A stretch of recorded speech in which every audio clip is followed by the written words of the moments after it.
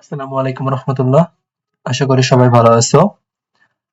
আজকে আমরা Rajshahi university SUST, Comilla university Haji Danesh এর জন্য কেমিস্ট্রি সাজেশনের আমরা আজকে দ্বিতীয় ক্লাস করব। আজকে আমরা মৌলের পর্যায়বৃত্ত ধর্ম, রাসায়নিক বন্ধন নিয়ে আলোচনা করব। আজকে ইনশাআল্লাহ এই অধ্যায়ে রাজশাহী ইউনিভার্সিটির জন্য যতটুকু গুরুত্বপূর্ণ এবং অন্যান্য ভার্সিটির জন্য যা যা ইম্পর্টেন্ট সবকিছু নিয়ে ইনশাআল্লাহ আলোচনা করব। এর বাইরে থেকে ইনশাআল্লাহ খুব একটা বেশি প্রশ্ন আসবে না। এগুলো কমপ্লিট করলে তোমার এই অধ্যায়ের অনেক ভালো একটা প্রিপারেশন হবে। তো আমরা শুরু করি। শুরুতে আমি সংক্রান্ত টপিক থেকে আলোচনা করব, দেন তারপর আমরা অন্যান্য টপিকে যাব, কারণ সংক্রান্ত থেকে প্রতি বছরে কিন্তু যে কোনো জায়গায় প্রশ্ন আসে। আচ্ছা, তো সংক্রান্ত নির্ণয় দেখো তোমাদের বইয়ে একটা সূত্র আছে, সেই সূত্রটা দিয়ে আমরা সব বের করতে পারি, তাই না? সূত্রটা কি? যে H সমান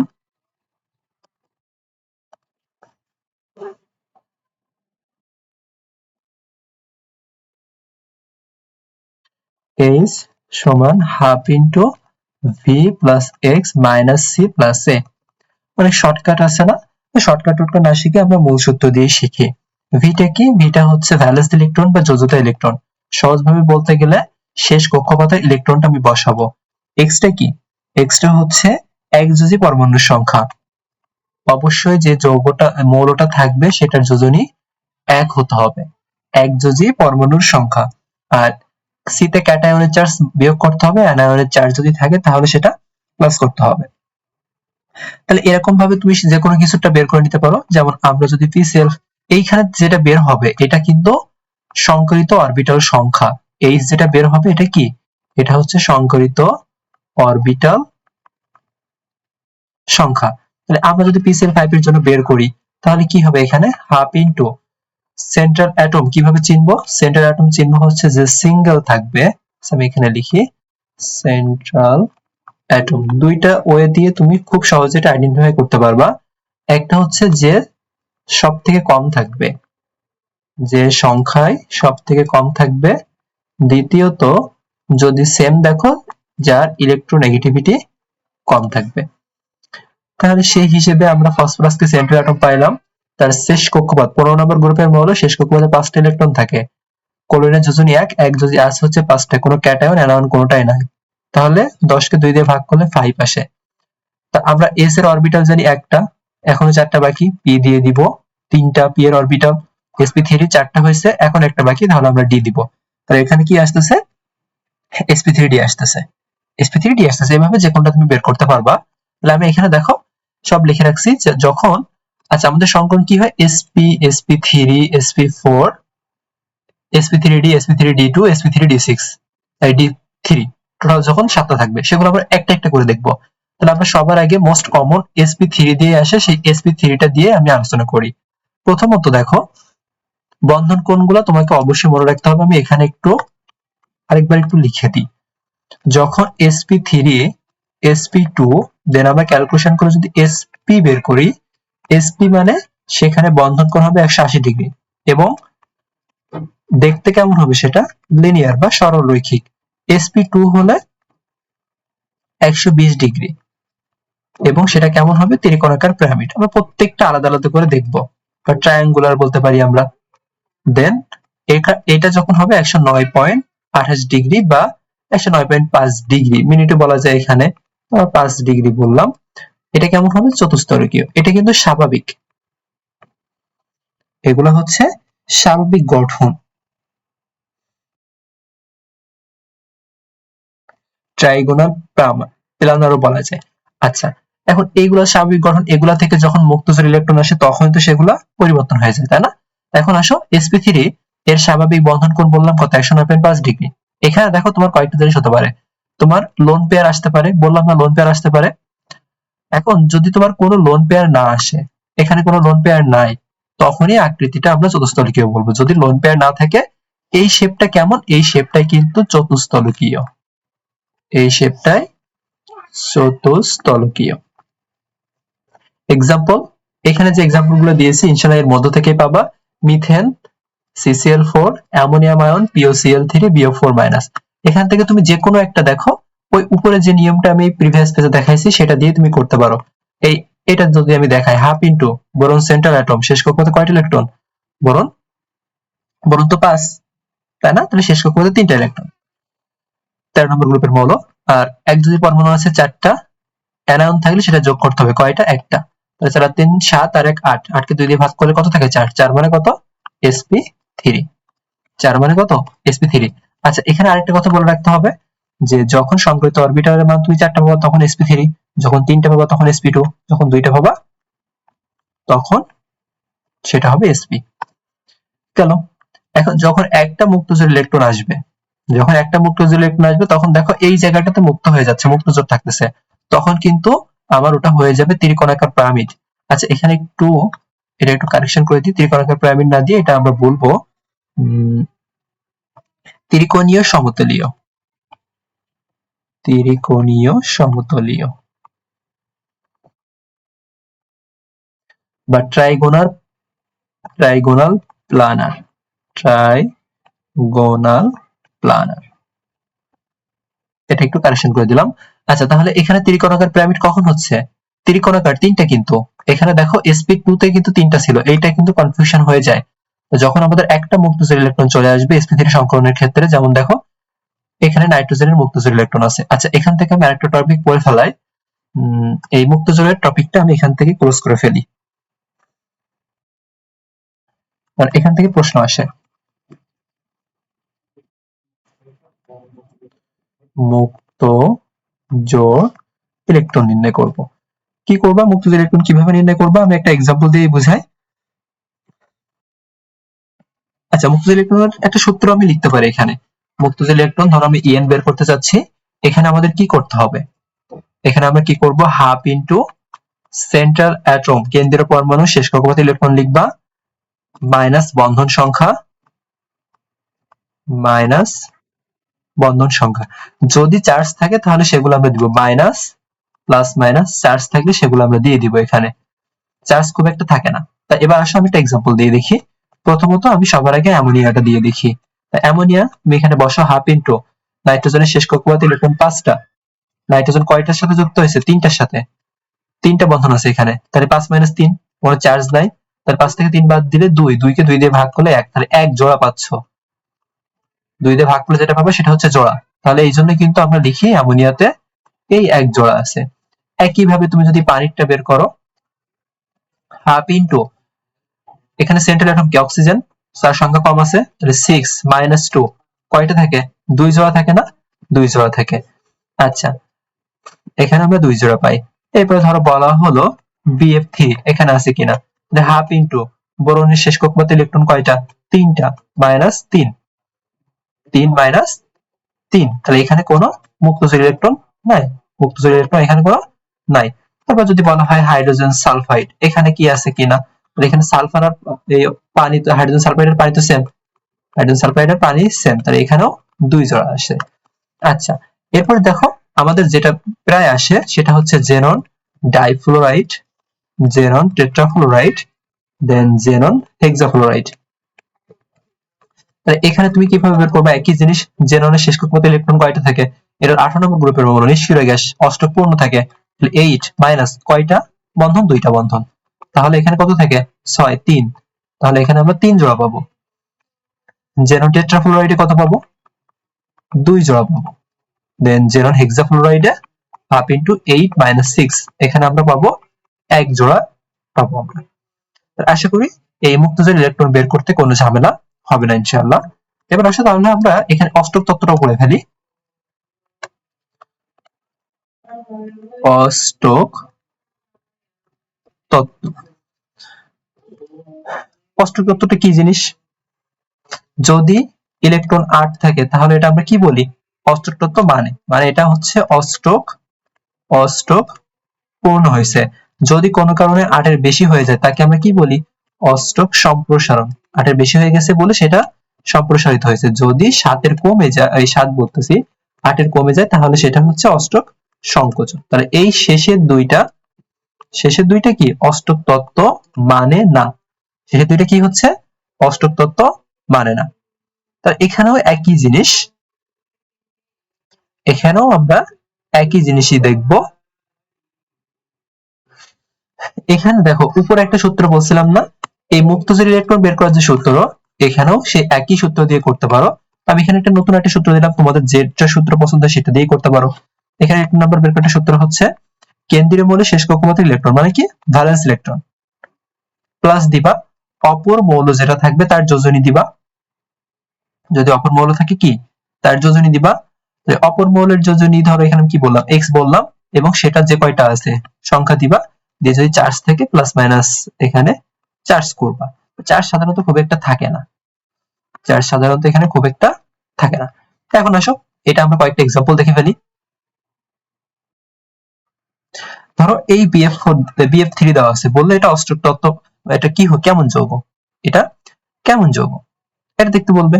তো তখন কি করবা, এখানে দেখো সূত্র দিয়ে যদি তুমি দেখো, আমি অন্যভাবে দেখাচ্ছি। সূত্র দিয়ে দেখো পরমাণুর শেষ কক্ষপথে ইলেকট্রন কয়টা, 3টা, প্লাস এক যোজি বলতে অপর মৌলের যোজনী, অপর মৌলের যোজনী কত, পরমাণুর যোজনী 1 না, এবং কয়টা আছে, সে 3টা আছে, তাহলে 1 2 3 তাহলে 6। অষ্টক কি সংকোচন না, এটা হচ্ছে অষ্টক সংকোচিত যৌগ, এটা অষ্টক সংকোচিত যৌগ। অথবা আরেকটু খেয়াল করো, বোরনের শেষ কক্ষপথে 3টা ইলেকট্রন জানো তুমি, 3টার সাথে বন্ধন গ্রহণ করছে, তাই 3টা বন্ধন না, 3টা বন্ধন মানে 6টা ইলেকট্রন, এখন 2টা বাকি আছে না, 2টা বাকি আছে। তুমি আর PCl5 দেখো, PCl5 দেখো, PCl5 এর চিন্তা করো, PCl5 এর শেষ, PCl5 ফসফরাসের শেষ কক্ষপথে 5টা ইলেকট্রন থাকে, 5টায় বন্ধন গঠন করছে, তাহলে 5 জন কি 10টা ইলেকট্রন না, 10 এর বেশি হয়ে যাচ্ছে, তার মানে কি অষ্ট সম্প্রসারণ হয়েছে। তাহলে এভাবে এখান থেকে তুমি বের করতে পারো ফসফরাসের শেষ কক্ষপথে ইলেকট্রন 5টা, পরমাণুর যোজনী 1 × 5, এখানে 10টা ইলেকট্রন, 10 ইলেকট্রন মানে কোনটা, অষ্ট সম্প্রসারণ, 10 ইলেকট্রন মানে অষ্ট সম্প্রসারণ। তাহলে এই সূত্র দিয়ে ইনশাআল্লাহ বের করতে পারবা, কোনো ঝামেলা হবে না। এরকম আর কি কি হতে পারে, এরকম অষ্ট সম্প্রসারণ যৌগ হতে পারে তোমার SF6 হতে পারে, তারপরে SF4 হতে পারে, PCl5 তো গেল, আর IF7 হতে পারে, ওয়েবটা আসে না তেমন একটা, আমি IF7 দিয়ে বলি, IF7 হতে পারে। এগুলো সব বের করতে পারবা, জেননের প্রায় সবগুলাই, জেনন ডাইফ্লোরাইড, জেনন হেক্সাফ্লোরাইড এগুলো কিন্তু হয়। তারপর তুমি সালফার ডাইঅক্সাইড বলতে পারো, এগুলো তুমি সূত্র দিয়ে বের করবা, আশা করি খুব একটা আর দেখানোর প্রয়োজন হবে না।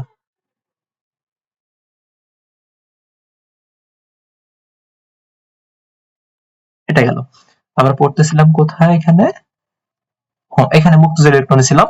তাহলে যে এক জোড়া লোন পেয়ার চলে আসবে তখনই চতুস্তলিকীয় থেকে ত্রিকোণাকার পিরামিড হয়ে যাবে। তারপর কিন্তু প্রত্যেকেরই বন্ধন কোণ কি হয়ে যাবে, চেঞ্জ হয়ে যাবে। অ্যামোনিয়া এর বন্ধন কোণ কত হবে, অ্যামোনিয়া এর বন্ধন কোণ কি 107 না, এক জোড়া মুক্ত জোড় ইলেকট্রন যদি আসে সেখানে আমাদের বন্ধন কোণ কমে যায়। আচ্ছা, এখানে কয়েকটা বন্ধন কোণ তোমাকে মুখস্থ করতে হবে, না মনে রাখলেই নয়। বন্ধন কোণ কয়েকটা জিনিসের, প্রথমত আগে একটা বলে আসছি যে sp3 হলে কি হবে, 2 হলে কি হবে, আর এখানে এই কয়েকটা তোমাকে মনে রাখতে হবে। যেমন অ্যামোনিয়া এর বন্ধন কোণ 107 ডিগ্রি, এর আকৃতি কেমন, তাহলে এক জোড়া লোন পেয়ার থাকলে ত্রিকোণাকার পিরামিড। এরপরে পানি এর বন্ধন কোণ 104.5 ডিগ্রি, দুইটা লোন পেয়ার আছে এজন্য কমে যায়, দুইটা লোন পেয়ার আছে এজন্য কমে যায়। এরপরে তুমি বলতে পারো BCl3 এর কত 120 ডিগ্রি, কারণ এটা sp2 সংকরিত। এরপরে কার্বন ডাইঅক্সাইড যদি বলো, তো কার্বন ডাইঅক্সাইডের কত 180 ডিগ্রি, এইগুলা। এরপরে তুমি হাইড্রোজেন সালফাইড এগুলা দেখতে পারো 92 ডিগ্রি বা 90 ডিগ্রি, এরকম যে কতগুলো আছে এই কয়েকটা তোমাকে মুখস্থ করতে হবে। এরপর যখন দুইটা লোন পেয়ার থাকবে তখন যেমন পানিতে আছে Cl2 তে আছে NH2 মাইনাসে আছে, এগুলা কৌণিক হয়ে যাবে, এগুলা দুইটা লোন পেয়ার থাকলে কৌণিক হয়ে যাবে, কারণ এখান থেকে একটা লোন পেয়ার, এখানে একটা লোন পেয়ার, তাহলে এই দুইটা আছে না, শুধু একটা অ্যাঙ্গেল করে আছে না, তখন শুধু কি অ্যাঙ্গেল হয়ে যাবে। এবার দেখো হিরোকার গ্রাফাইট থেকে প্রশ্ন আসতে পারে, গ্রাফাইট sp2 সংকরণ বিদ্যুৎ পরিবাহী, হিরোকে sp3 সংকরণ, এটা বিদ্যুৎ পরিবহন করে না। এই দুইটার গড় অঙ্ক মুখস্থ করে ফেলতে হবে। এবং দুইটাই কি কার্বনের মৌল, মানে কার্বনের মৌল বলতে গেলে আমরা বলতে পারি এরা কার্বনের রূপভেদ। এবার আসো আমরা একটু sp2 যদি দেখি, sp2 হলে কি, sp2 হলে আমরা বলছি যে 120 ডিগ্রি কোণ থাকবে। তা এখন এখানেও লোন পেয়ার যদি না থাকে তখন কি ট্রাইগোনাল প্লানার, ত্রিকোণীয় সমতলীয়, না ত্রিকোণাকার কি ট্রাইগোনীয় প্লানার বা ত্রিকোণীয় সমতলীয়, এটাই। এখানে এইগুলো আসতে পারে, এগুলো একটু দেখে ফেলতে হবে। আর যখন তোমার কি আসবে, এখানেও কিন্তু কৌণিক হতে পারে। যখন একটা লোন পেয়ার আসবে, একটা লোন পেয়ার আসলে দেখো sp3 এর ক্ষেত্রে যখন দুইটা লোন পেয়ার চলে আসবে তখনই কৌণিক হচ্ছে, কিন্তু sp2 এর ক্ষেত্রে যখন একটা লোন পেয়ার চলে আসবে তখনই কিন্তু তারা কৌণিক হয়ে যায়, যেমন সালফার ডাইঅক্সাইড, ওজোন, ClO3। এত জটিল কোশ্চেন আসে না, শুধু এরকম বলবে যে sp2 কোনটাতে আছে। sp sp মানে কি, সরল রৈখিক। sp মানে কি, সরল রৈখিক, যেটা হবে আমাদের, বা লিনিয়ার, সরল রৈখিক। এখন সরল রৈখিক কোনটা আছে, তুমি কি ক্যালকুলেশন করে বের করবা। প্রত্যেকটাই দেখো sp সংকরণ, দুইটা সংকরিত অরবিটাল আছে। বিশেষ করে এই গুলাই কিন্তু সবথেকে বেশি ইম্পর্টেন্ট, এই তিনটা সবথেকে মোস্ট ইম্পর্টেন্ট, এই তিনটাই দেখবা। এবার যদি কার্বন ডাই অক্সাইডে দেখো, কার্বনের একরকম সংকরণ থাকে, অক্সিজেনের আরেক রকম সংকরণ থাকে। কার্বনের সংকরণ হচ্ছে sp। দেখো কার্বনের তুমি স্বাভাবিক নির্ণয় সংকরণ করো, কার্বনের half into V plus X minus C plus A, ওইটা দিয়ে সংকরণ করো। এখানে তো এক যদি নাই, কার্বনের শেষ কত ইলেকট্রন কয়টা থাকে, চারটা থাকে। দুই দিয়ে ভাগ করলে কত থাকে, দুই থাকে না। দুই থাকলে সেটা কি হয়, sp সংকরণ হয়। অক্সিজেনের সংকরণটা sp2, এটা মনে রাখতে হবে। সংকরিত অরবিটালের চিত্র এগুলা খুব একটা প্রয়োজন নাই। এবার আসো sp3d। sp3d মানে কয়টা সংকরিত অরবিটাল, দেখো 4 আর এক 5টা। এখানে কয়টা সংকরিত অরবিটাল, 5টি সংকরিত অরবিটাল, 5টা সংকরিত অরবিটাল আছে এখানে।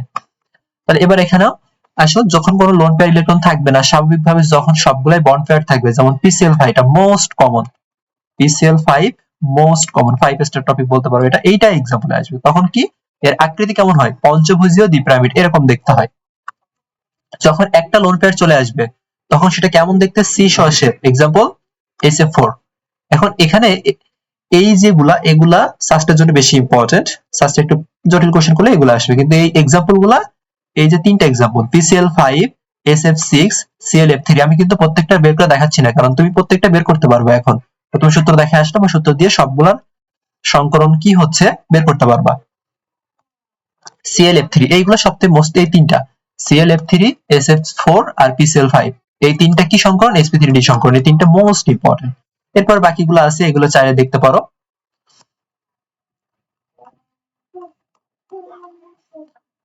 আচ্ছা, আমি আরেকটা কথা এখানে একটু বলে আসি।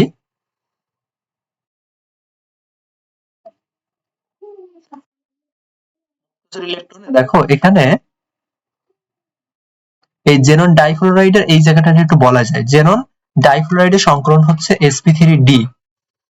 তুমি দেখো, বের করে দেখো, হাফ ইন্টু কি V plus C plus V plus C, V মানে কত 8, 8 প্লাস কত 2, তো কত আসে 5 আসে না, 5 মানে sp3d। এখানে আসবে কি sp3d2, দেন এখানে চলে আসবে sp3d3। এটা একটু মনে রাখতে পারো।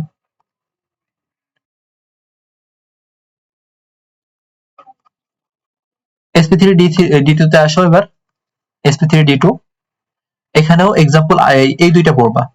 আর যেমন টেট্রাফ্লোরাইডটা একটু আগে দেখাই আসলাম, এখানে আকৃতি দেখলে দেখতে পারো। আর এস 5টা যখন এখানে, যখন তোমার কয়টা এখানে আসতেছে 6টা সংকরিত অরবিটাল, তাহলে 6টা সংকরিত অরবিটাল আসলে স্বাভাবিক অবস্থায় অষ্টতালিকীয় মুক্ত ইলেকট্রন চলে আসলে তখন কিন্তু কমতে থাকে। পঞ্চভুজীয় পিরামিড, পঞ্চভুজীয় পিরামিড এখানে 5 আছে, দেখো এভাবে মনে রাখা যায়, এগুলো পড়তে হবে। দেন লাস্ট IF7 এর আকৃতিটা পড়তে পারো, দেখো 7টা, 5 আর 2 7, পঞ্চভুজীয় পিরামিড। জেনন হেক্সাফ্লোরাইড বিকৃত অষ্টতালিকীয়, এগুলো এখন ব্যাখ্যা করার টাইম খুব একটা নাই। এখন এটা একটু আগে কিন্তু বলে আসছি, দেখো SF3 তে কি হবে, sp2 তে কি হবে, যখনই এক জোড়া লোন পেয়ার আসবে 2.5 ডিগ্রি কমবে, এজন্য অ্যামোনিয়াতে 107, আর আরেকটা লোন পেয়ার আসলে আরো 2.5 করবে, তখন 104। BF3 টা 120, CS4 তো তোমার স্বাভাবিকভাবে কত, sp3 সংকরণ না, তাহলে 109.5 ডিগ্রি চলে আসে। আচ্ছা, জটিল যৌগ, জটিল যৌগ থেকে তোমাকে লিগ্যান্ডটা জানতে হবে। লিগ্যান্ডের মধ্যে শক্তিশালী লিগ্যান্ড কোনগুলা, দুর্বল লিগ্যান্ড কোনগুলা, নিরপেক্ষ লিগ্যান্ড কোনগুলা।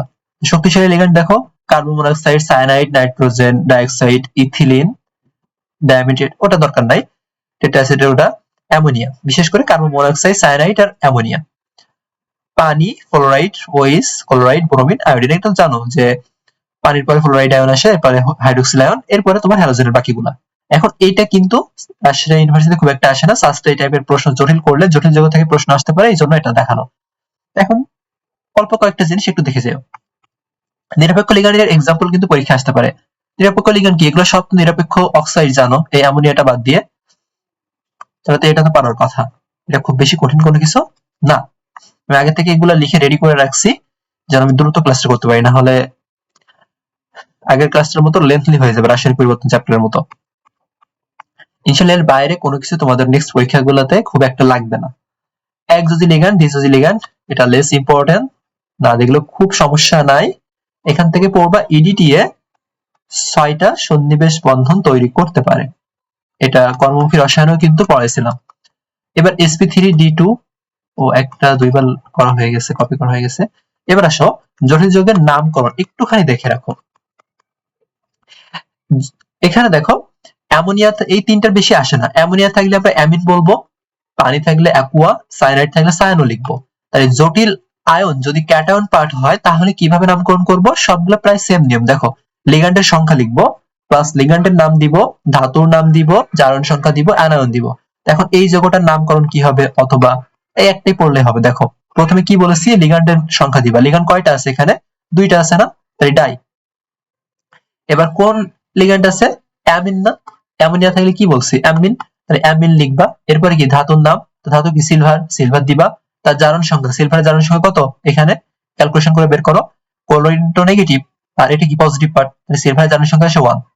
আর এখানে ক্লোরাইডটা নেগেটিভ আয়নটা দিয়ে দিতে হবে। যদি জটিল আয়নটা অ্যানায়ন হয়, কিভাবে বুঝলাম জটিল আয়ন এখানে ক্যাটায়ন, ক্লোরাইড নেগেটিভ, তাহলে তো এই পার্টটা যৌগ অবস্থায় জারণ মান শূন্য করতে গেলে এই টোটাল পার্টটা তো পজিটিভ হতে হবে। এবার আসো জটিল আয়ন যদি অ্যানায়ন, জটিল আয়নটা যদি অ্যানায়ন হয় তখন করণীয় কি? প্রথমে ক্যাটায়ন লিখবা। এখানে কিন্তু প্রথমে ক্যাটায়ন লিখতে হবে প্লাস লিগ্যান্ডের সংখ্যা, আর বাকি সব সেম। এখন এই একটা দেখো, প্রথমে কি ক্যাটায়ন কোনটা? পটাশিয়াম, তাহলে পটাশিয়াম লিখবো। এরপরে কি লিগ্যান্ডের সংখ্যা কয়টা আছে? সায়ানাইড আছে 6টা, হেক্সা দিব। তারপর সায়ানো, লিগ্যান্ডের নাম দিতে হবে, দেন জারণ সংখ্যা দিতে হবে, শেষে 8 লিখতে হবে, ফের 2 হয়। এটা দেখলে বুঝতে পারবা।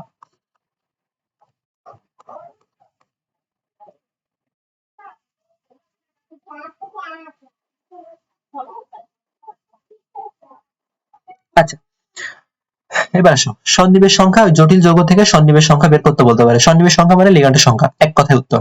সন্নিবেশ সংখ্যা মানে জটিল আয়নের লিগ্যান্ড সংখ্যা, আর লিগ্যান্ডের যোজনীটা এখানে দিবা যদি এক যোজি লিগ্যান্ড না হয়। এক যোজি তোমাদের পরীক্ষা বেশি আসে।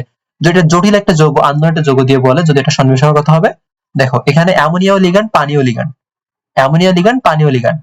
তাহলে এই অ্যামোনিয়া এক যোজি লিগ্যান্ড, পানি কি? পানি কি? পানিও কিন্তু এক যোজি লিগ্যান্ড। তাহলে 4 আর 2 কয়টা? 6টা। এখানে কি 6টা। অ্যামোনিয়া আর পানি, অ্যামোনিয়া তো নিরপেক্ষ, অ্যামোনিয়া যদি নিরপেক্ষ, আর পানি একযোজি, এরা হচ্ছে একযোজি, এরা সব কিন্তু নিরপেক্ষ। এবার এইটা যদি বলে, এবার এরকম একটা আসতে পারে যে আয়রন আর লিগ্যান্ডের মধ্যে কেমন সম্পর্ক? মনে রাখবা লিগ্যান্ড ম্যাক্সিমাম ক্ষেত্রে বা সবসময় আমাদের সন্নিবেশ বন্ধন গ্রহণ করবে। তাহলে এই আয়রন আর পানির মধ্যে সন্নিবেশ বন্ধন আছে। সন্নিবেশ সংখ্যা যে কয়টা, সন্নিবেশ বন্ধন সে কয়টা। তাহলে এখানে এই যে লিগ্যান্ডের সংখ্যা, অরবিটের সংখ্যা, এটা তো গুণগত রসায়নে আসে। এটাই আবার কি হবে? এটাই হচ্ছে সন্নিবেশ সংখ্যা। এইটাই আবার কি? সন্নিবেশ বন্ধন। ওই কয়টাই সন্নিবেশ বন্ধন হবে, ওই কয়টাই সন্নিবেশ বন্ধন হবে। এখন সন্নিবেশ বন্ধন জিনিসটা কি? সন্নিবেশ বন্ধন জিনিসটা কি? সন্নিবেশ বন্ধনটা কি? সন্নিবেশ বন্ধনটা হচ্ছে, আমরা আগে সমযোজী যদি বলি। আচ্ছা আমি এখান থেকে এইটা একটু পরে বলি। এখানে দেখো আমাদের কি আছে? রাসায়নিক বন্ধন আছে, তাই না? রাসায়নিক বন্ধন কি আছে? প্রথমত আমাদের আছে আয়নিক বন্ধন। আয়নিক বন্ধন কিভাবে চিনবো? ধাতু প্লাস অধাতু দিয়ে যেটা হবে, যেমন আমরা সোডিয়াম ক্লোরাইড বলতে পারি, ম্যাগনেসিয়াম ক্লোরাইড বলতে পারি, ধাতু আর অধাতু থাকতে হবে।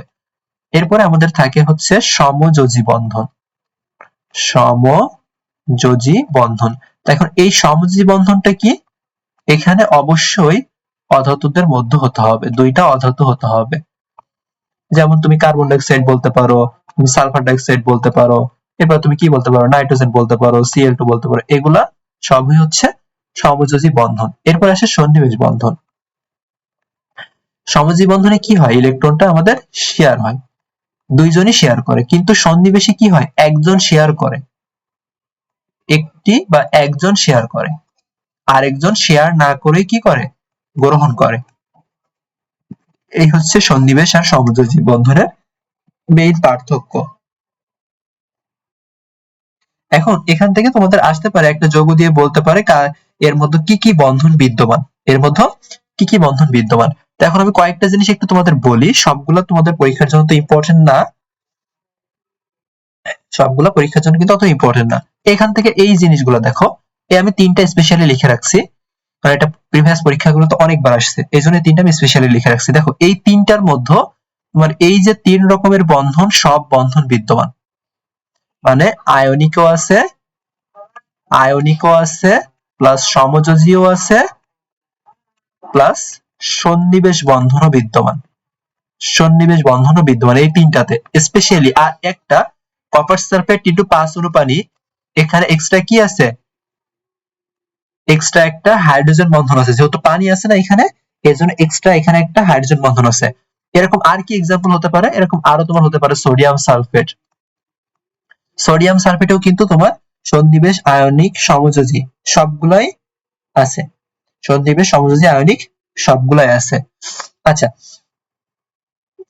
আর যদি আমি এগুলো তো তোমার, আর জটিল আয়নে কিন্তু থাকতে পারে এগুলা, যেমন আমি একটা বললাম ধরো সি ইউ, একটু আগে এটার এক্সাম্পল কিন্তু পড়াচ্ছিলাম, এখান থেকে এখানে ধরো আমি সালফেট দিলাম, এটাতেও কিন্তু তোমার এই তিনটা বন্ধন বিদ্যমান, জটিল আয়ন থাকলে এই জিনিসগুলা থাকে। এখন এই জায়গায় যদি আমি এইটা বাদ দিয়ে শুধুমাত্র এইটুকু দিই NH3 এটা কি পজিটিভ আয়ন, এখানে তোমার কোনটা হবে না, এখানে কিন্তু আয়নিকটা থাকবে না। জটিল আয়ন যদি দেওয়া হয় সেখানে আয়নিক যৌগটা অ্যাবসেন্ট থাকবে, এইটা মনে রাখতে হবে, আয়নিক যৌগটা কি অ্যাবসেন্ট থাকবে। তাহলে জটিল যৌগ আসলে সেখানে মনে করবা তিনটা জিনিস থাকার সম্ভাবনা সব থেকে বেশি, তিনটা বন্ধনী থাকার সম্ভাবনা সব থেকে বেশি, কিন্তু যদি কোনো কারণে আয়ন আসে তাহলে সেখানে কোনটা থাকবে না, আয়নিকটা থাকবে না, সেখানে আয়নিকটা থাকবে না। খুব ভালোভাবে এই কথাটা মনে রাখতে হবে। আচ্ছা, আর যদি কোনো আয়ন থাকে, তাহলে আয়ন থাকলে কি সন্নিবেশ সমযোজী। আরেকটা কথা তুমি একটু মাথায় রাখতে পারো, যদি আয়ন থাকে তাহলে সেখানে দুইটা জিনিস থাকবে, সমযোজী প্লাস সন্নিবেশ, সমযোজী প্লাস সন্নিবেশ। যেমন তুমি বলতে পারো হাইড্রোনিয়াম আয়ন, যেমন তুমি বলতে পারো অ্যামোনিয়াম আয়ন, এইগুলো। এবার জটিল যৌগের সংকরণ যদি আসে কোনো জায়গায়, শিখে রাখো, খুবই সিম্পল টেকনিক। দেখো সবল লিগ্যান্ড আর দুর্বল লিগ্যান্ড আমরা কিন্তু চিনে আসছি, এখন এখানে আমরা কিন্তু এটা বের করতে পারি। দেখো আমাদের যখন তোমার ওই 6টা সংকরিত অরবিটাল আসে তখন আমরা কি জানি, হয় sp3d2 না হলে d2sp3, এই যখন একটা হয় ঝামেলা হয় এইটা নিয়ে যে sp3d2 দিব নাকি d2sp3 দিব, sp3d2 দিব নাকি d2sp3 দিব। সেজন্য দেখো একটা টেকনিক রাখছি আমি এখানে, x এর মান যদি 6 থেকে বেশি হয় তাহলে সেটা হবে sp3d2, আর যদি 6 এর সমান বা তার থেকে কম হয় তাহলে d2sp3। এখন x টা কি, group number minus oxidation number, মানে কি জারণ সংখ্যা, group number minus oxidation number. সবল লিগ্যান্ড যদি হয়, আর দুর্বল লিগ্যান্ডের ক্ষেত্রে x এর মান 3 দিয়ে হিসাব করব আমরা। এখন এই একটা एग्जांपल দেখো, দুইটা एग्जांपल এখানে রাখছি, একটা আমি এখানে দেখাই। দেখো পটাশিয়াম ফেরোসায়ানাইড, তো এখানে দেখো এখান থেকে তোমাদের কি করতে হবে, কেন্দ্রীয় মৌলের জারণ মান বের করতে হবে। তা জারণ মান তো বের করতে জানো, এটা আমি আর বললাম না, আর এটা পরিমাণগত রসায়ন চ্যাপ্টারে আরো ডিটেইলস আলোচনা করব।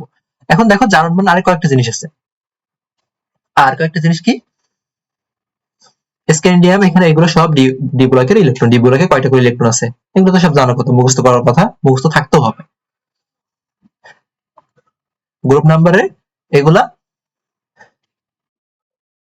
গ্রুপ নাম্বারে বলতে শেষ এই যে ডি অরবিটাল ইলেকট্রন গুলো আমরা এখানে হিসাব করব, শেষে বলতে ডি অরবিটাল না, এখানে গ্রুপ গুলাই গ্রুপ নাম্বার বলতে হবে। স্ক্যান্ডিয়াম 3 নাম্বার গ্রুপে, titanium 4 number, 5 number, 6 7 8, iron 8 number গ্রুপে, এগুলো দিতে হবে। তাহলে এখানে আসো, সেন্টার অ্যাটম কি আয়রন, আয়রন হচ্ছে 8 নাম্বার গ্রুপে থাকে, মাইনাস তার জারণ মান কত 2, তাহলে 6 আসতেছে, 6 আসলে কোনটা হবে, 6 এর সমান বা তার থেকে কম হলে d2sp3। তাহলে পটাশিয়াম ফেরোসায়ানাইডে এই আয়রনের সংকরণ অবস্থা হচ্ছে d2sp3। সেম ভাবে কপারেটে বের করবা একই ভাবে, আমার দেখানোর মনে হয় না আর খুব বেশি প্রয়োজন আছে। তাহলে সন্নিবেশ সংখ্যা দিয়ে আমরা কি বলছি, সংকরিত অরবিটাল বের করতে পারবো জটিল আয়নের ক্ষেত্রে। 2 হলে sp, 4 হলে sp3 বা dsp2 হতে পারে, যদি কখনো dsp2 আসে তখন সমতুল্য বর্গাকার হবে। 5 হলে কি হবে, 6 হলে কি হবে, এটা তো জানার কথা। এই 6 হলে কিন্তু হিসেব d2sp3 হবে নাকি sp3d2 হবে সেটা কিন্তু আমি এখানে দেখাই দিয়েছি, এখানে আমরা এটা দেখে ফেলেছি। আচ্ছা, তাহলে সংকরণের টপিকটা আমরা মোটামুটি এখানে শেষ করলাম, ইনশাআল্লাহ এর বাইরে থেকে আর কোনো কিছুই প্রয়োজন নাই। এবার আসো আমরা একটা আয়নীকরণ শক্তি নিয়ে আলোচনা করি। এখান থেকে দেখো তোমাদের মোস্ট ইম্পর্টেন্ট আয়নীকরণ শক্তি, ইলেকট্রন আসক্তি। এর বাইরে থেকে খুব একটা প্রশ্ন আসে না। আয়নীকরণ শক্তি, ইলেকট্রন আসক্তির বেশি প্রশ্ন আসে না। তাহলে দেখো আয়নীকরণ শক্তি, ইলেকট্রন আসক্তির তড়িৎ ঋণাত্মকতা বাম থেকে ডানে গেলে বাড়ে, উপর থেকে নিচে গেলে কমে। অথবা যদি সবগুলো পড়তে চাও আমি একটা টেকনিক বলে দিই, এটা একটু মনে রাখো। সেটা হচ্ছে বি প্লাস আকার, বাম থেকে ডানে গেলে কমে, উপর থেকে নিচে গেলে বাড়ে। বিতে হচ্ছে বিজারণ ক্ষমতা, তড়িৎ ধনাত্মকতা আর আকার, এই তিনটা জিনিস। ওইগুলা বাদ দিয়ে বাদ বাকি সব বাম থেকে ডানে গেলে বাড়ে, উপর থেকে নিচে গেলে কমে। শুধুমাত্র আরেকটা জিনিস এখান থেকে মনে রাখতে হবে, যোজ্যতা উপর থেকে নিচে গেলে আনচেঞ্জড, যোজ্যতা উপর থেকে নিচে গেলে অপরিবর্তিত থাকে। তুমি চিন্তা করো, একই গ্রুপের উপর থেকে নিচে যাচ্ছ, কোন নতুন করে শক্তি স্তর যুক্ত হচ্ছে, কিন্তু ইলেকট্রন যা ছিল তাই। কারণ 1 নম্বর গ্রুপে শেষ কক্ষপথে একটা করে থাকে, 2 নম্বর গ্রুপে শেষ কক্ষপথে দুইটা করে থাকে। এখন দেখো আয়নীকরণ শক্তি বা আয়োনাইজেশন এনার্জি মানে কি, আয়নে পরিণত করব আমরা। তাহলে আয়নে পরিণত করতে হবে মানে কি, ইলেকট্রন ত্যাগ করতে হবে, ইলেকট্রন ত্যাগ করে পজিটিভ আয়ন, তো এই পজিটিভ আয়নে তৈরি করব আমরা। এই পজিটিভ আয়নে তৈরি করতে গেলে তাপ দিতে হবে। 1 নম্বর আয়নীকরণ শক্তি থেকে 2 নম্বরের একটু শক্তি বেশি, তার থেকে 3 নম্বরের শক্তি বেশি। দেন এখানে তাহলে আয়নীকরণ শক্তি থেকে এটা। এবার আসো, এইবার এখানে আয়নীকরণ শক্তির সাথে সক্রিয়তার ব্যস্ত রোধের সম্পর্ক, এটা মনে রাখবা। তাহলে প্রশ্ন আসতে পারে পর্যায়সারণীতে সবচেয়ে কম সক্রিয় মৌল কোনটা। তাহলে চিন্তা করো, আমরা বলছি আয়নীকরণ শক্তি যার সর্বোচ্চ তার সক্রিয়তা কি হবে, সবচেয়ে কম। তাহলে পর্যায়সারণীর সব থেকে ডানে কি আছে, হিলিয়াম না সবার উপরে, তাহলে এর আয়নীকরণ শক্তি সর্বোচ্চ, তারটা সবচেয়ে কম সক্রিয়। উল্টা করে বেশি সক্রিয় কোনটা হবে, ফ্রান্সিয়াম, সিজিয়াম। এখন প্রশ্ন আসতে পারে সব থেকে সর্বাধিক স্থায়ী সক্রিয় কোনটা, সিজিয়াম তো স্থায়ী, কারণ সে তেজস্ক্রিয় না, ফ্রান্সিয়াম তেজস্ক্রিয় বলে সে কিন্তু স্থায়ী না, কিন্তু সর্বাধিক সক্রিয় সে। আচ্ছা, এবার আসো আয়নীকরণ শক্তির ব্যতিক্রম। বেবুন দিয়ে মনে রাখতে পারো, বেবুন, বেবুন। তাহলে এখানে চেঞ্জ শুধু এটা, আমরা বাম থেকে ডানে গেলে সবার কিন্তু বাড়ার কথা, কিন্তু এই জায়গায় চেঞ্জ হয়ে যাবে। হওয়ার কথা বেরিলিয়াম থেকে বোরনের বেশি, কিন্তু হয় বেরিলিয়ামের বেশি। আর নাইট্রোজেন থেকে অক্সিজেনের বেশি হওয়ার কথা, কিন্তু হয় নাইট্রোজেনের বেশি। এই তাহলে এইটাই শুধু চেঞ্জড, এইটাই শুধু ব্যতিক্রম। কেন ব্যতিক্রম দেখলে এখানে দেখো সব ব্যাখ্যা দিয়ে রাখছি। বেরিলিয়ামের ইলেকট্রন বিন্যাস করলে 1:2:2, আর এখানে কি আছে 2p1। এখন খেয়াল করো, এটা কি স্থিতিশীল না, বেরিলিয়ামের ইলেকট্রন বিন্যাস করে কি দেখতে পাচ্ছ, এটা হচ্ছে স্থিতিশীল। তা এই স্থিতিশীলতা ভঙ্গ করতে গেলে কি বেশি শক্তি তো দরকার, এই জন্য এটা আয়নীকরণ শক্তি বেশি। একই ব্যাখ্যা নাইট্রোজেনের ক্ষেত্রে দেখো 2p3, আর অক্সিজেনে কি 2p4। তাহলে এখানে স্থিতিশীলতা কি ভঙ্গ করা, স্থিতিশীলতা নাই, এখানে দেখো স্থিতিশীল। তুমি যে কোনো একটা ইলেকট্রন যদি ত্যাগ করতে চাও তাহলে তাদের স্থিতিশীলতা ভঙ্গ হবে। ঠিক একই ব্যাখ্যা আসবে, এটা তো তোমার কত 3 নম্বর পর্যায়ে, 4 নম্বর পর্যায়ের ক্ষেত্রে বেরিলিয়ামের ওখানে ম্যাগনেসিয়াম, বোরনের ওখানে অ্যালুমিনিয়াম, একদম একই ব্যাখ্যা হবে এখানে ফসফরাস সালফারের ক্ষেত্রে। এর বাইরে আয়নীকরণ শক্তি থেকে তেমন কিছু করতে হবে না। আকার থেকে আসো, অ্যানায়নের আকার মূল পরমাণু থেকে বড়, ক্যাটায়নের আকার মূল পরমাণু থেকে ছোট। এই রেঞ্জটা শুধু একটু পড়তে পারো। দেখো আমি কি বললাম, অ্যানায়নের আকার মূল পরমাণু থেকে বড়, তা মূল পরমাণু তো নাইট্রোজেন, সেখান থেকে তাই অ্যানায়ন কি আসে, নাইট্রোজেন 3-। তাহলে এখানে দেখো আকারটা বড় হয়ে যাবে। তাহলে এখানে অ্যানায়নের চার্জ যত বাড়বে তত বেশি তার আকার বাড়বে, আর ক্যাটায়নের চার্জ যত বাড়বে তত তার আকারটা কমবে। এইটুকু মধ্যে তোমার সকল আকার কমপ্লিট হয়ে গেছে। ব্যাখ্যা তো তোমার দরকার আছে, ব্যাখ্যা কিন্তু তোমার কোনো প্রয়োজন নাই। অ্যানায়নের আকার মূল পরমাণু থেকে বড়, এগুলা এরকম আকারে থাকতে পারে, আর এগুলো কি ব্যাসার্ধ। এবার দেখো ইলেকট্রন আসক্তি। ইলেকট্রন আসক্তি কি আসে, গ্রুপ 17 ইলেকট্রন আসক্তি বলে যায়, যে গ্রুপ 17 ইলেকট্রন আসক্তি গুলা ব্যাখ্যা করো। বা কি, গ্রুপ 17 ইলেকট্রন আসক্তি হওয়ার কথা ছিল উপর থেকে নিচে গেলে কি, বাম থেকে ডানে গেলে বা উপর থেকে নিচে গেলে কমে। তার মানে ফ্লোরিনের সবচেয়ে বেশি হওয়ার কথা ছিল, কিন্তু এক্সেপশনাল, ক্লোরিনের সব থেকে বেশি, ক্লোরিন থেকেও। কিন্তু তুমি যদি তড়িৎ ঋণাত্মকতার ক্রম দেখো, সেই ক্ষেত্রে কিন্তু ফ্লোরিনের তড়িৎ ঋণাত্মকতা সব থেকে বেশি 4, বাদ বাকি সব ঠিক আছে। গ্রুপ 16 এর ক্ষেত্রে অক্সিজেনের সব থেকে বেশি হওয়ার কথা, কিন্তু অক্সিজেনের সব থেকে কমে যায়, এটা একটা এক্সেপশনাল। জারকের রেঞ্জটা দেখতে পারো। হাইড্রোক্সাইডের ক্ষেত্রে নেগেটিভ আয়নের আকার যত বাড়ে তত বেশি তার শক্তিশালী অ্যাসিডিটি হওয়ার চান্স বাড়ে। তাহলে হাইড্রোজেন আয়োডাইড, আয়োডিনের আকার সবথেকে বড়, সেজন্য সে সবথেকে বেশি অ্যাসিডিক। বিজারণ ক্ষমতাটা এখানে পড়তে হবে, যে SbH3, আর্সেনিক H3 এগুলোর ক্ষেত্রে বিজারণ ক্ষমতা যত বেশি আমরা নিচের দিকে যাব তার বিজারণ ক্ষমতা তত বাড়বে। যত বেশি নিচের দিকে যাব তার বিজারণ ক্ষমতা কি হবে, তত আমাদের বাড়বে। আচ্ছা, তাহলে আমরা এ পর্যন্ত মোটামুটি করে ফেলছি আয়নীকরণ শক্তি, ইলেকট্রন আসক্তি, তারপরে পরমাণুর আকার, ব্যাসার্ধ, এই টপিকগুলো কিন্তু আলোচনা করে ফেলেছি। এখন আসো, তাহলে আমাদের বাকি আছে কি, আমাদের বাকি আছে হচ্ছে ফাজানের নীতি, ডাইপোল মোমেন্ট, এগুলো বাকি আছে। ও, হাইড্রোজেন বন্ধনটা একটু বলা হয়নি। হাইড্রোজেন বন্ধন কি হবে বা কিভাবে তৈরি হবে হাইড্রোজেন বন্ধন? হাইড্রোজেন অপেক্ষা অধিক তড়িৎ ঋণাত্মক মৌল তার সাথে যুক্ত হতে হবে, তাহলে সেটাকে আমরা কি বলতে পারবো, হাইড্রোজেন বন্ধন বলতে পারবো। এখন এটা শক্তিমাত্রা আসতে পারে, তাই এটা কিভাবে মনে রাখবা, H1। হাইড্রোজেনের সাথে ফ্লোরিন দিলে যৌগটা কি হবে, হাইড্রোজেন ফ্লোরাইড। অক্সিজেন দিলে যৌগটা আসবে পানি, তারপরে কি আসবে, অ্যামোনিয়া আসে। এখানে সবথেকে শক্তিশালী হাইড্রোজেন ফ্লোরাইড, ফন দিয়ে মনে রাখবা H1। এবার এখান থেকে পন্ত আর আন্ত এর এক্সাম্পল গুলো একটু টেক্সট বুক থেকে দেখে নিতে পারো। পন্ত আর আন্ত আণবিক হাইড্রোজেন বন্ধন, টেক্সট বুক থেকে এই পার্টটা একটুখানি একটু দেখে নিবা।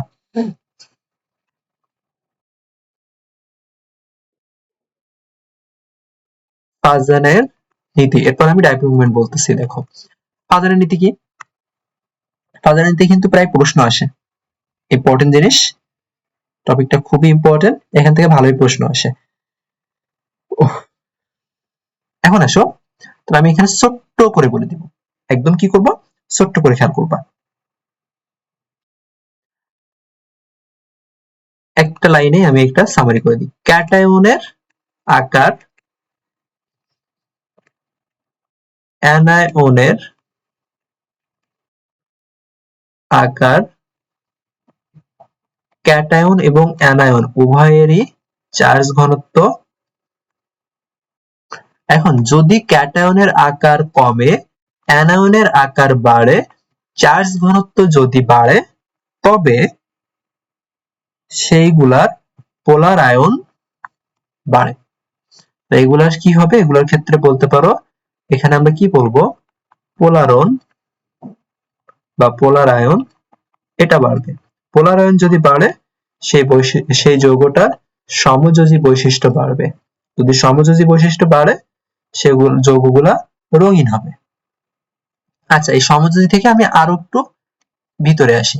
যদি যৌগটা সমযোজী হয়, যদি যৌগটা সমযোজী হয়, তাহলে ওই যৌগটার কি হবে, আয়নিক বৈশিষ্ট্য কি, ওই যৌগটার আয়নিক বৈশিষ্ট্য কমে যাবে। আর আয়নিক বৈশিষ্ট্য যদি কমে যায়, ওই যৌগটার কি হবে, দ্রাব্যতা কমে যাবে। ওই যৌগটা যদি আয়নিক বৈশিষ্ট্য কমে, তার মানে সেটার গলনাঙ্ক এবং স্ফুটনাঙ্ক কমে যাবে। আরেকটা যে তাপীয় স্থায়িত্ব বা বিযোজন ক্ষমতা বা বিযোজিত তাপ, এটাও কমে যাবে। তাপীয় স্থায়িত্ব প্লাস বিযোজন তাপ, বিযোজন তাপ, এই দুইটাই এখানে ডিক্রিজ করবে, এই দুইটাই এখানে কমে যাবে। তাহলে পোলার আয়নের সাথে এইগুলার সম্পর্ক কেমন, আশা করি এখান থেকে বুঝতে পারছো। আমার আর এখান থেকে খুব বেশি কিছু মনে হয় না বলার দরকার আছে, এই একটাতে কিন্তু এইগুলাই আসে, এর বাইরে তেমন আসে না, এই জন্য আমি ওগুলা নিয়ে আলোচনা করতেছি না, যদি ওখানে আলোচনা করলেও করা যায়। এখান থেকে কি প্রশ্ন আসে,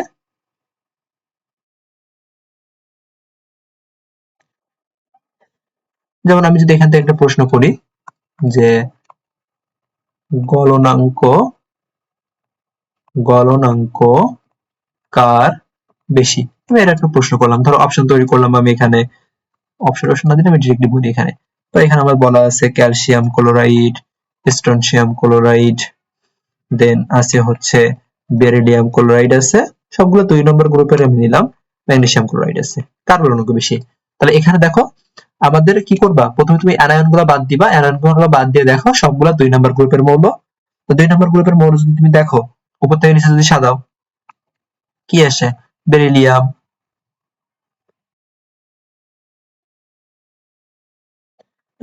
বেরিলিয়াম আসবে এখানে, ম্যাগনেসিয়াম, ক্যালসিয়াম, স্ট্রনশিয়াম, দেন তারপরে আসে হচ্ছে বেরিলিয়াম। তা আমরা কি বলছি, বেরিয়ামে বেরিয়ামের এখানে আমরা কি বলছি দেখো তো, ক্যাটায়ন, সবগুলো ক্যাটায়ন 2 প্লাস, ক্যাটায়নের আকার যত বাড়ে বা ক্যাটায়নের আকার যত কমবে, তাহলে উপর থেকে নিচে গেলে আমাদের ক্যাটায়নের আকার বাড়ে, তাই ক্যাটায়নের আকার যত বাড়ে, একটু খেয়াল করো, ক্যাটায়নের আকার যত বাড়ে পোলার আয়ন তত কমে। আর আমি এখানে কি লিখছি, নিচে থেকে নামা মানে ক্যাটায়নের আকার কমে, ক্যাটায়নের আকার কমলে পোলার আয়ন বাড়বে, পোলার আয়ন বাড়লা মানে কি, পোলার আয়ন বাড়া মানে কি, তার আয়নিক বৈশিষ্ট্য কমে যাওয়া। তাই যার আয়নিক বৈশিষ্ট্য কম তার গলনাঙ্ক স্থূনাঙ্ক কম। এখানে তুমি সর্বদা কি হিসাব করবা, তুমি সমযোজী বৈশিষ্ট্য হিসাব করবা, যার সমযোজী বৈশিষ্ট্য সব থেকে বেশি তার গলনাঙ্ক সব থেকে কম। তাহলে এখানে তুমি দেখবা কার সমযোজী বৈশিষ্ট্য সব থেকে কম। আমরা কি বলেছি, ক্যাটনের আকার যত বাড়বে তার সমযোজী বৈশিষ্ট্য তত কমবে। তাহলে এই আকার কি সব থেকে বড় বেরিয়ামের না? তাহলে যেহেতু এইটা সব থেকে বেশি সমযোজী, নাকি ম্যাগনেসিয়াম সবথেকে বেশি সমযোজী?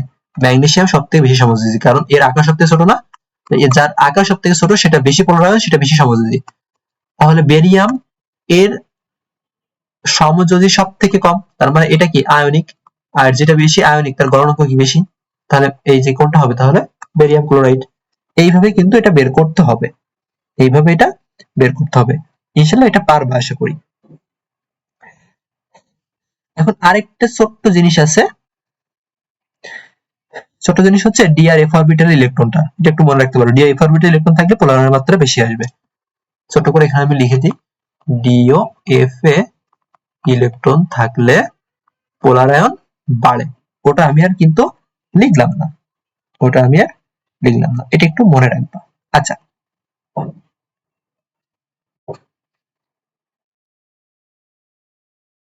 এবার আসো আমাদের মোস্ট ইম্পর্টেন্ট আরেকটা টপিক, ডাইপোল মোমেন্ট।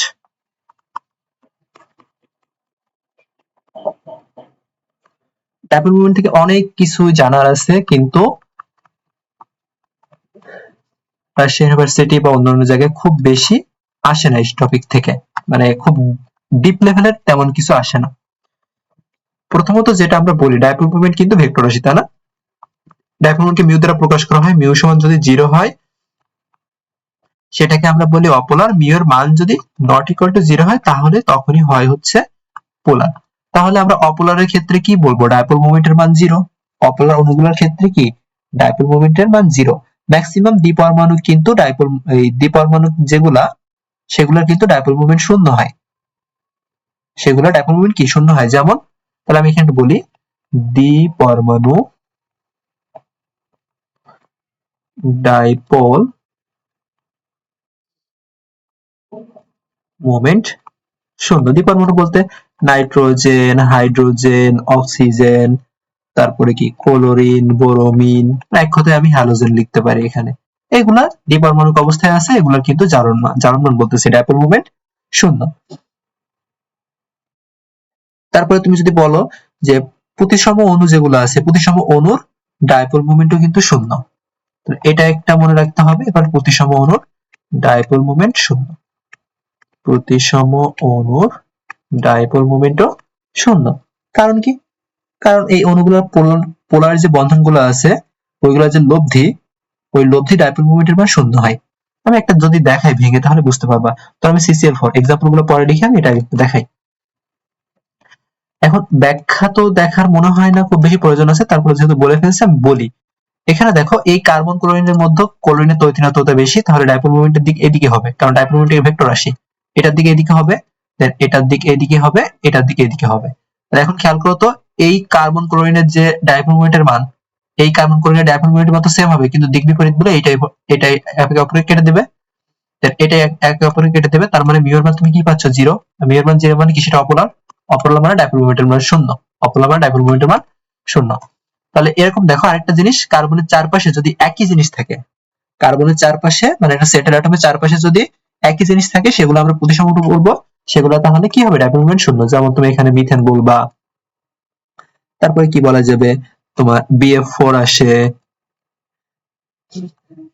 BCl3 আসে, তারপরে BCl2 আসে, বেরিলিয়াম ক্লোরাইড আসে, CS2 আসে, কার্বন ডাই অক্সাইড আসে, এইগুলাই এরকম।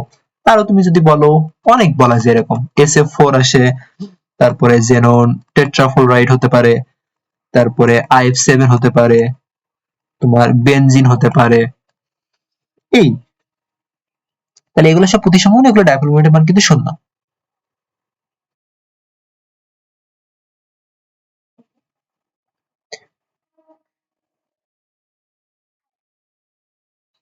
আচ্ছা, তাহলে এই ডাইপোল মোমেন্টের এককটা একটু মনে রাখতে পারো। ডাইপোল মোমেন্টের এককটাকে বলা হয় ডি বাই, ডি দ্বারা প্রকাশ করা হয়, বা বাংলায় যদি লিখো ডি বাই। এর আরো কিন্তু সূত্র উত্তর আছে। এখন এই সূত্র দিয়ে ম্যাথমেটিক্যাল টার্মও করা যায়। এখন ওই ম্যাথমেটিক্যাল টার্ম পরীক্ষায় তেমন আসে না, এই জন্য আমি ওটা এখানে দেখাতেও চাচ্ছি না। কোন যে ভার্সিটিতে তেমন এই যে রাজশাহী বলো বা সাস্ট বলো অন্য ভার্সিটিতে তেমন একটা দেখি না, এই জন্য ওটা নিয়ে আমি খুব একটা আলোচনা করতেছি না। আচ্ছা, আমাদের আর কি কোনো টপিক বাকি আছে? আচ্ছা, আমি আরেকটা জিনিস নিয়ে একটু আলোচনা করি। সিগমা বন্ধন, পাই বন্ধন, যদিও এর আগে কিন্তু বলেছি সিগমা পাই বন্ধন। প্রথমত এরা কোন ধরনের বন্ধন এইটা মনে রাখতে হবে, এরা কিন্তু সমযোজী বন্ধন। এরা কোন ধরনের বন্ধন? সমযোজী বন্ধন। এখানে তুমি একটা সূত্র মনে রাখবা, অ্যালিফেটিক বা যে কোনো নন অ্যারোমেটিক যৌগের ক্ষেত্রে, অ্যালিফেটিক বা নন অ্যারোমেটিকের ক্ষেত্রে কি করবা? মোট পরমাণু কাউন্ট করবা, মোট পরমাণু বিয়োগ 1, মোট পরমাণু বিয়োগ 1। যেমন আমি ধরো এখানে বললাম C6H6, মোট পরমাণু কয়টা? এখানে 12টা, 12 মাইনাস 1, তার মানে এখানে এই কি বলে, এটা হচ্ছে সিগমা বন্ধন বের করার রুলস। তাহলে সিগমা বন্ধন কয়টা আছে? এখানে 11টা সিগমা বন্ধন আছে। তাই এটা এইভাবে তুমি সবগুলা বের করতে পারবা যে কোনো যৌগ দেওয়া থাকলে। আচ্ছা, এরপরে যদি বলি এখানে তোমাদের অ্যারোমেটিক যৌগ দ্বিবন্ধন থাকলে সেখানে একটা পাই, একটা সিগমা। যদি ট্রিপল বন্ড থাকে সেখানে দুইটা পাই, একটা সিগমা। আগে কোনটা তৈরি হবে? আগে সিগমা তৈরি হবে, আগে সিগমা বন্ধন তৈরি হবে। সিগমা বন্ধনটা কি? মুখোমুখি। সিগমা বন্ধনটা হচ্ছে মুখোমুখি, এবং এটা কি করে? এটা হচ্ছে অক্ষ বরাবর ঘুরতে পারে, অক্ষ বরাবর ঘুরতে সক্ষম। এরা অক্ষ বরাবর কি ঘুরতে সক্ষম। এই কয়েকটা কথা তোমাকে অবশ্যই অবশ্যই মনে রাখতে হবে।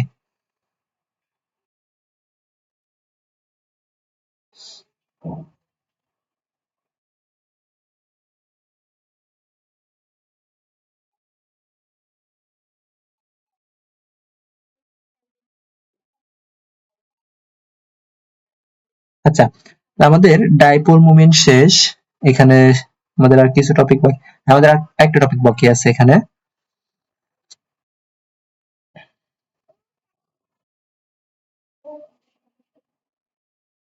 আমি ডাইপোল মোমেন্ট থেকে আরেকটা জিনিস একটু দেখাই। রাজশাহী ইউনিভার্সিটির একটা প্রশ্ন আসছিল, আমি সেটা নিয়ে একটু কথা বলি। যে এখান থেকে তো আমি বললাম কার কার ডাইপোল মোমেন্ট শূন্য, তার মানে এগুলা বাদ দিয়ে যে মৌলগুলো আছে তাদের কিন্তু ডাইপোল মোমেন্ট বিদ্যমান, তাদের কিন্তু ডাইপোল মোমেন্ট বিদ্যমান। এখন এই ছাড়া আর কি এক্সাম্পল? আমি এই এক্সাম্পল দুটো একটু দিই। C2 তোমার Cl2, এটার কিন্তু ডাইপোল মোমেন্ট নাই। C2Cl4, এগুলোরও ডাইপোল মোমেন্ট কিন্তু নাই। এইগুলা আর বাকিগুলো তো এখানে বুঝছো। দেখো এখানে কিভাবে নাই, কেন নাই তুমি দেখো। তুমি যদি এইটার গাঠনিক সংকেত দেখো, এখানে কি আসে? এখানে একটা ক্লোরিন আসে, এখানে একটা ক্লোরিন আসে। তো দেখো উভয় পাশে সেম জিনিস, এদিকে আসে এদিকে আসে, তাহলে এটা কেটে দেয় না, এটা কিন্তু শূন্য হয়ে যায়। এখানেও সেম কাহিনী, এখানে কার্বন কার্বন তুমি যদি দাও, এখানে একটা ক্লোরিন, এখানে একটা ক্লোরিন, এখানে একটা ক্লোরিন, এখানে একটা ক্লোরিন, এপাশে যা এপাশেও কিন্তু তাই আসতেছে। তাহলে উভয় পাশে যদি এরকম একই হয় তাহলে কিন্তু সেখানে কি হয়? আমাদের শূন্য হয়ে যাবে, আমাদের শূন্য হয়ে যাবে। এটা বললাম। আচ্ছা, এখানে আমি আকার নিয়ে একটা জিনিস একটু বলি। সবসময় যে এই ইলেকট্রন নাম্বার 10 দিয়ে আসবে এরকম না। এখানে আমি এটা তোমাকে জেনারেল ফরম্যাটটা বললাম। তুমি যদি এগুলো সব কি আইসো ইলেকট্রন না, সবার দেখো 10টা করে ইলেকট্রন আছে। আইসো ইলেকট্রনের ক্ষেত্রে এই জিনিসটা শুধু মনে রাখবা, তাহলে তোমার অন্য যে কোনো মৌল দিয়ে যদিও বলে তাহলে তুমি সেখান থেকে বের করতে পারবা। যেমন আমি যদি এখান থেকে তোমাকে দেখাই আমি ছোট্ট করে যদি এই জায়গায় বলি, আমি তিনটার কথা ধরো বললাম, যে তোমার আছে ম্যাগনেসিয়াম 2+, তারপরে আছে ক্যালসিয়াম 2+, কত 18, আর কত স্ট্রনশিয়াম 2+, যদি বলি সবগুলা, এদের আকারের ভিত্তিতে কি হবে, এগুলা কি দেখো সব কিন্তু উপর থেকে নিচে নামতেছে, তাহলে উপর থেকে নিচে নামলে কি হয়, আকার বাড়ে না? তাই স্ট্রনশিয়ামের আকার বাড়ে নাকি কমে? এগুলোর মধ্যে এদের ক্রমটা কি হবে, স্ট্রনশিয়াম সব থেকে বড়, এরকম আসে, এখানে এরকম আসে। এটা তো গেল। দেন আমি যদি এখানে আরেকটু বলি, আরেকটা যদি এখানে তোমাদের দেখাই, এই সাইডে এখানে যদি আমি আরেকটা দেখাই, তোমার দেওয়া আছে ধরো sulphur 2- chloride ion, potassium ion, এর রেসটা কি হবে, প্রত্যেকেরই 18টা করে ইলেকট্রন না? আমি কি বলছি, অ্যানায়নের চার্জ যত বাড়বে আকার তত বাড়বে, তাহলে এই হচ্ছে ক্রম, এরকম আসতে পারে ঘুরে ফিরে। এবার আসো আমরা একটু গোলক ভিত্তিক সম্পর্ক কয়েকটা কথা বলে আমরা দেখব এসপিডিএফ গোলকের ক্ষেত্রে। তা এখানে কয়েকটা জিনিস কিন্তু তুমি জানো। আচ্ছা, একটা কথা কি বলা হয়নি, যদিও জৈব রসায়নে বলতে চাচ্ছিলাম, আমি এখানে একটু বলে দিই। এইগুলার ক্ষেত্রে এই যে এসপি কখন হবে, দেখো ট্রিপল বন্ড থাকলে সেখানে এসপি সংকলন, দ্বিবন্ধন যদি থাকে সেখানে sp2, আর এখানে sp সংকলন, এইটা। তার মানে এখানে কি, এখানে আমরা বলবো 2π1 সিগমা, এখানে 1π1 সিগমা, এখানে 1 সিগমা, মানে 1 সিগমা না, এখানে টোটাল 4টার মতো সিগমা আসে। এগুলো কিন্তু পরীক্ষায় চলে আসে রিলেটেড।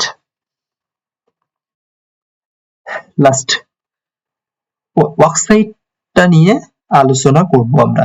গোলক ভিত্তিক সম্পর্ক যদি আমরা দেখি, প্রথমত কয়েকটা জিনিস তোমাকে তো অবশ্যই জানতে হবে, যে সোডিয়াম ধাতুকে কি করা হয়, ছুরি দিয়ে কাটা যায়, সোডিয়ামকে ছুরি দিয়ে কাটা যায়, এটা একটা ইনফরমেশন। এরপরে তোমার বেরিলিয়াম, ম্যাগনেসিয়াম শিখা পরীক্ষায় বর্ণ দেয় না, শিখা পরীক্ষায় বর্ণ দেয় না, এটা জানতে হবে। দেন তুমি এখান থেকে পড়তে পারো এসপিডিএফ গোলকের মৌলগুলা পড়বা, 14টা, পি গোলকে 36টা, ডি গোলকে 41টা, এফ গোলকে 27, এটা জানো।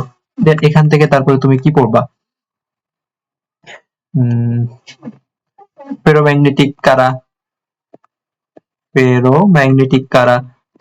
কারা, আয়রন, কোবাল্ট, নিকেল। হ্যাঁ, এখান থেকে আরেকটা কথা মনে পড়লো, ম্যাগনেটিজম নিয়ে প্রশ্ন আসতে পারে, কিন্তু ম্যাগনেটিজম নিয়ে প্রশ্ন আসতে পারে।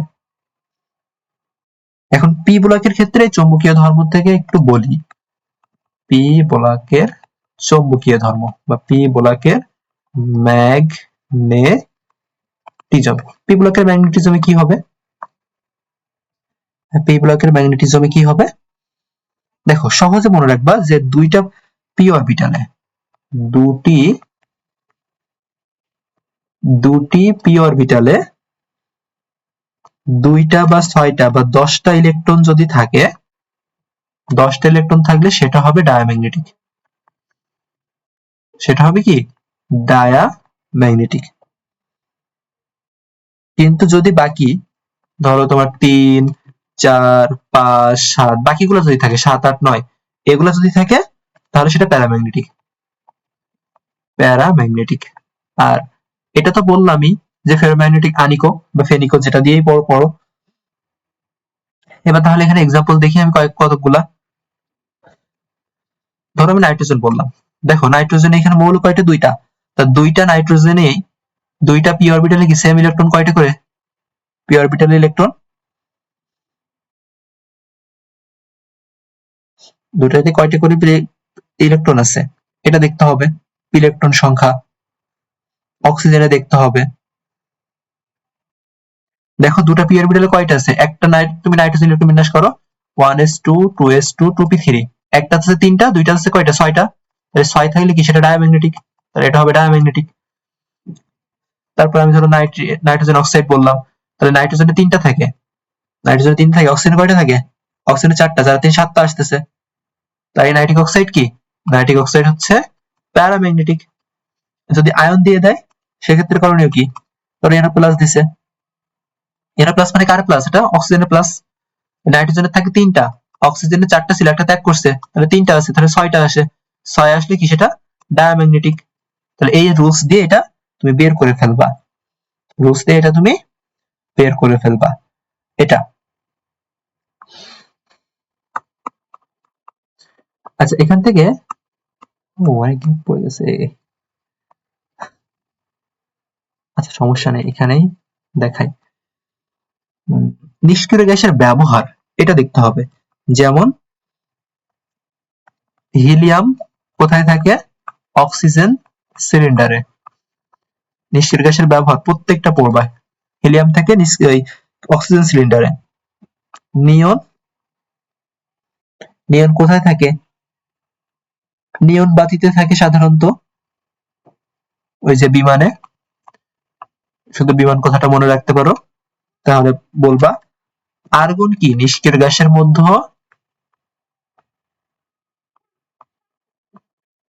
পরিবেশে সব থেকে বেশি থাকে, নিষ্ক্রিয় গ্যাসের মধ্যে পরিবেশে সব থেকে বেশি থাকে এটা।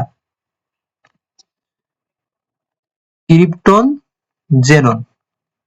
Photographic flash bulb, photographic flash bulb. তেজস্ক্রিয় রেডন ক্যান্সার চিকিৎসা, ক্যান্সার এন্ড রেডিওথেরাপি। ক্যান্সারের সাথে তো রেডিওথেরাপিটা রিলেটেড, তাই না? এটা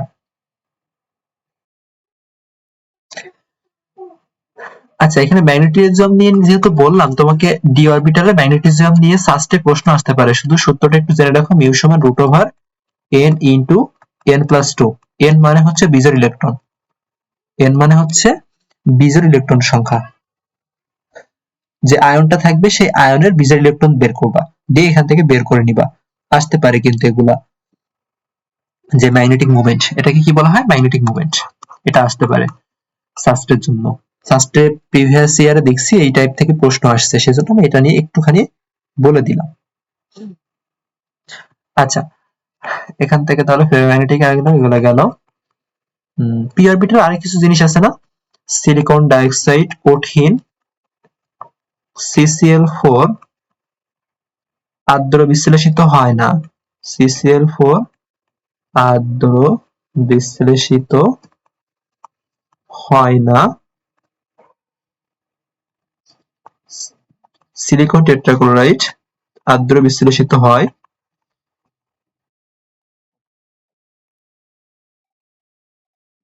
এখন আর্দ্র বিশ্লেষণের জন্য কি দেখবা? গ্রুপ 14 এর ক্ষেত্রে সেন্ট্রাল অ্যাটম ডি আছে কিনা, ডি থাকতে হবে। আর গ্রুপ 15 এর ক্ষেত্রে যে কোনো একজনের ডি থাকতে হবে, এটা জানতে হবে। আচ্ছা, এখান থেকে ধরো তোমার NCl5 তৈরি হবে কিনা, NCl5 তৈরি হয় না, কিন্তু PCl5 তৈরি হয়। OF2 তৈরি হয়, কিন্তু OF4, OF6 এগুলা তৈরি হয় না। তারপরে তোমার SF2, SF4, SF6 এগুলা তৈরি হয়, এগুলা তৈরি হয়, এগুলা কিন্তু সাধারণত চলে আসে। তোমার ল্যান্থেনাইন সিরিজের মৌলগুলা দেখতে পারো, অ্যাক্টিনাইন সিরিজের মৌলগুলা যেগুলো বিরল মৃত্তিকা মৌল বলা হয়, প্রত্যেকটার আলাদা আলাদা যে নামগুলো আছে সে নামগুলা পড়তে পারো। গ্রুপের গ্রুপের অপর নাম, অপর নামগুলো তো জানো, যে গ্রুপ 15 কে নিক্টোজেন, 16 কে চ্যালকোজেন বলা হয়, আর 17 কে কি বলা হয়? 17 কে হ্যালোজেন গ্রুপ বলা হয়, এগুলো জানো।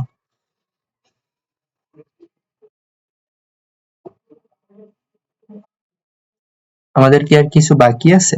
ও হ্যাঁ, আমাদের একটা মেইন জিনিস তো পড়া হয়নি, বন্ধন করুন। বন্ধন করুন পড়ে অক্সাইডটা পড়ে আমরা ক্লোজ করবো ইনশাল্লাহ।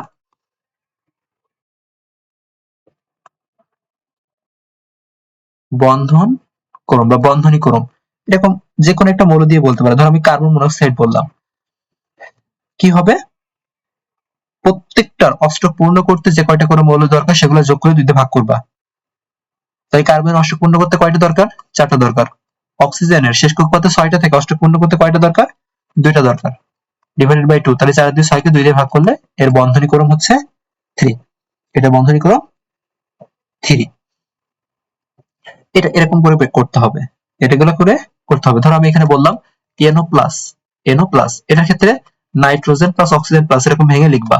তাই নাইট্রোজেনের অষ্টক পূর্ণ করতে কয়টা দরকার? শেষ কক্ষপথে কয়টা থাকে? 5টা থাকে, তাই তার 3টা দরকার। অক্সিজেনের স্বাভাবিক অবস্থায় দুইটা, এই স্বাভাবিক অবস্থায় কয়টা দরকার হয়? 2টা দরকার হয়, কিন্তু একটা ত্যাগ করা আছে মানে কি ওইটাও তাকে নিয়ে আসতে হবে, তাহলে 3টা। তাহলে এখানেও তোমার কত আসে? 3 আসে। এইভাবে বের করবা যদি তোমার চার্জ দেওয়া থাকে। চার্জ দেওয়া থাকলে এইভাবে বের করতে হবে। আচ্ছা,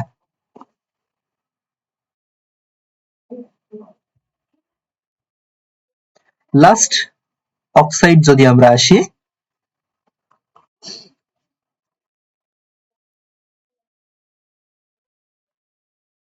অক্সাইড, অক্সাইডে কি তোমার কি আছে? অ্যাসিডিক অক্সাইড আছে কিছু। সব ক্ষেত্রে কি যে এটা কিন্তু তুমি একইভাবে হিসাব করবা, যা জানানো সবথেকে বেশি সবথেকে বেশি অ্যাসিডিক। Cl2O7, P2O7, সব থেকে বেশি অ্যাসিডিক কিন্তু Cl2O7, silicon dioxide, carbon dioxide এগুলো সচরাচর বেশি আছে। তারপরে তোমার সালফার ডাইঅক্সাইড আছে, N2O5 আছে, সবগুলা কিন্তু অ্যাসিডিক। এটা গেল অ্যাসিডিক অক্সাইড। দেন তুমি বেসিক অক্সাইড বা ক্ষারকীয় অক্সাইড পড়বা। ক্ষারকীয় অক্সাইড তো পড়ার দরকার নাই, অ্যাসিডিক অক্সাইড গুলো পড়লে। উপধর্মী অক্সাইড গুলো তোমাকে মাস্ট কয়েকটা জানতেই হবে, যেমন পানি একটা উপধর্মী অক্সাইড। পানি কি একটা উপধর্মী অক্সাইড, আবার এই কিন্তু নিরপেক্ষ অক্সাইড বলা যায়, তো এটাকে আমরা নিরপেক্ষের মধ্যে বলতে পারি। এখান থেকে যে দুইটা মাস্ট, লেড ডাইঅক্সাইড, তারপরে হচ্ছে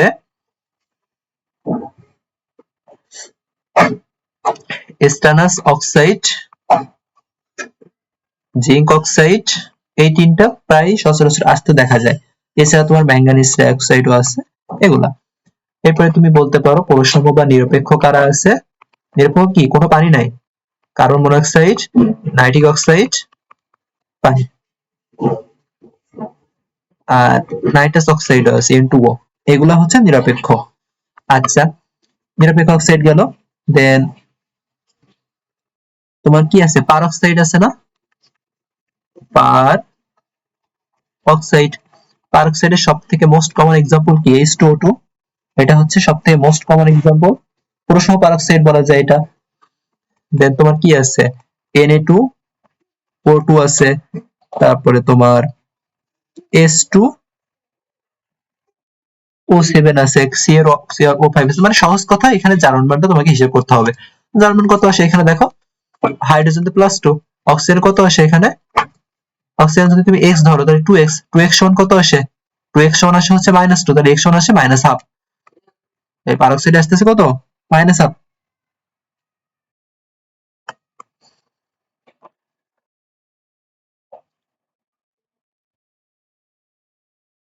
এখানে তুমি এভাবে হিসাব করতে পারো, -1/2 × 2, তাহলে -1 থাকে। তো এখানে কি উল্টাই গেল নাকি? পার অক্সাইডের জার্মান বের করা। হাইড্রোজেন হচ্ছে +2, প্লাস 2x = 0, তাহলে 2x সমান তো -2, তাহলে x সমান -1 পার অক্সাইডে। ওটাই তো গেছে, পার অক্সাইড হচ্ছে -1 হতে হবে। আচ্ছা, পার অক্সাইডের পরে কি? তোমার সাব অক্সাইড থাকতে পারে। তাহলে সাব অক্সাইডের এক্সাম্পল কি? সাব অক্সাইডের দুইটা এক্সাম্পল, Pb2O, একটাই পরীক্ষা আসতে পারে, বা K2O বলতে পারো। এখানে কত আসে? এখানে কত আসে? যদি তুমি K2O বলো, K2O এ অক্সিজেনের জারণ মান কত হয়? পটাশিয়াম 2x, 2x প্লাস কি বলি, 2 প্লাস x সমান 0,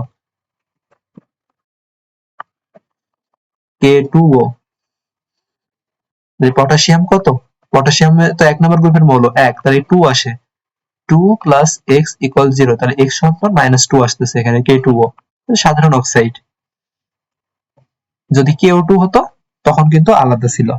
KO2, KO2 হলে কি হতো? এখানে x সমান -1/2 আসতো। এটা কিন্তু আলাদা।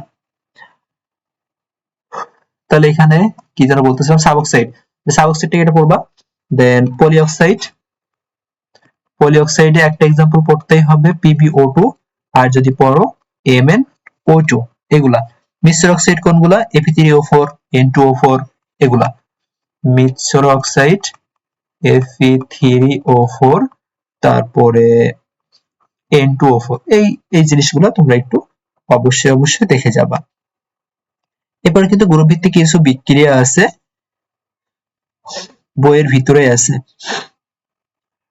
বিশেষ করে গ্রুপ 13 বোরন এর সাথে নাইট্রিক অ্যাসিডের বিক্রিয়া দেখতে পারো, অ্যালুমিনিয়ামের সাথে নাইট্রিক অ্যাসিডের বিক্রিয়া কি উৎপন্ন হয়, কি প্রোডাক্ট আসে এটা।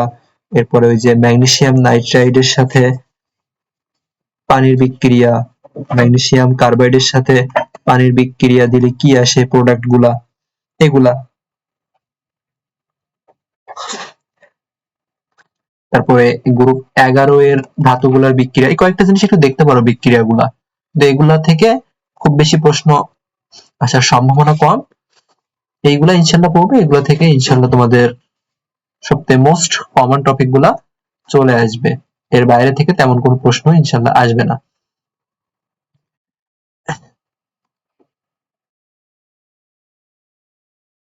এখন তাহলে তোমাদের কাজ কি? তোমাদের কাজ হচ্ছে সবগুলা যা যা নোট দিয়েছি নোটগুলো সব A to Z দেখে ফেলবা। সকল পরীক্ষার জন্য এটাই এনাফ।